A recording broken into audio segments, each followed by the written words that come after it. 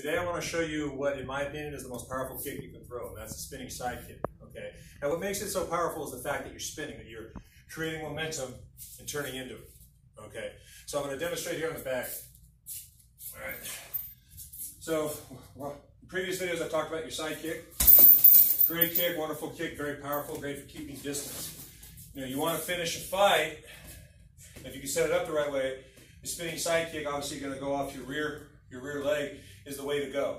Okay. Now the best way to throw this is off of something. I would never just lead with it, because unless you're ridiculously fast, you're not going to land it. Your guys are going to see the spin, and you're not going to set it up properly. So there's a lot of ways I set it up. A lot of times I'll put my jab out there, and guys will start circling away from my jab, which is smart, because they wouldn't circle towards it because they're going to go into my cross. But if they start circling away from my jab, it leaves that open. Okay. One of the options I use. Another one I use is I'll throw a side kick, put it down, then I'll turn and come here. All right. This isn't, a technique, like I said, you're not going to lead with this, but this is a great way to follow up something. And the great way to train it is, if you notice on the bag, it's got the brand name on there. So what I do when I practice this, is I turn, bend my knee, and I look over my shoulder.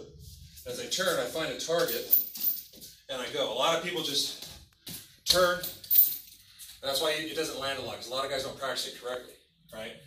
You got to be here, you got to bend your knees, start rotating, and you have to look. You can't just, you have to see your target. I talked about that and other things. I can't box with someone and expect to hit them if I'm not looking at them.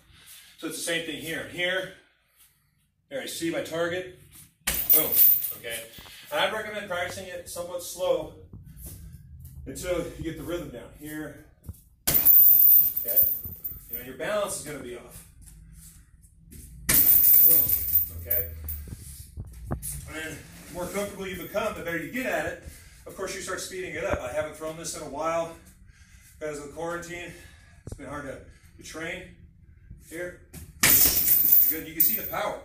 Okay, this is a 130-pound bag, 6 foot tall. It would go into that wall and bounce back if that other bag wasn't there.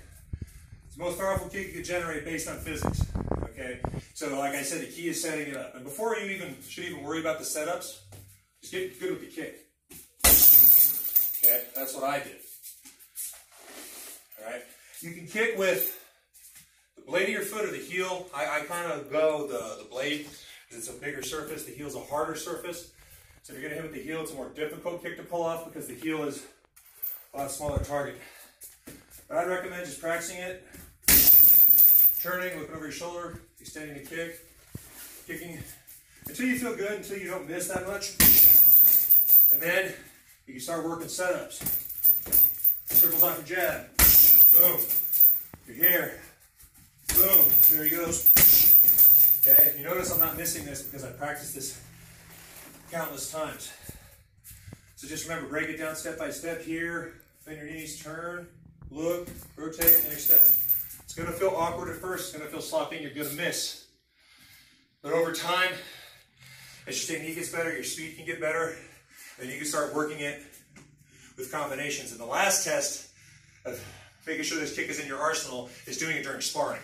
I look good on the pads. I look really good on the bag in sparring. I land this 2 out of 10 times. So that aspect of my spinning side kick still needs work, and I'm still working on it. Because you want to develop the technique to a somewhat high level, and when you're sparring with guys, you can move around and try it.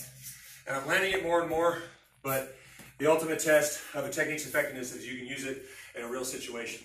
So start off with just the kick on the bag, practicing it, then start adding in combinations. And when you feel really comfortable with it, add it into your sparring. Great kick to have in your arsenal. It's really not that difficult despite how fancy it looks. And it's the most powerful kick you can throw.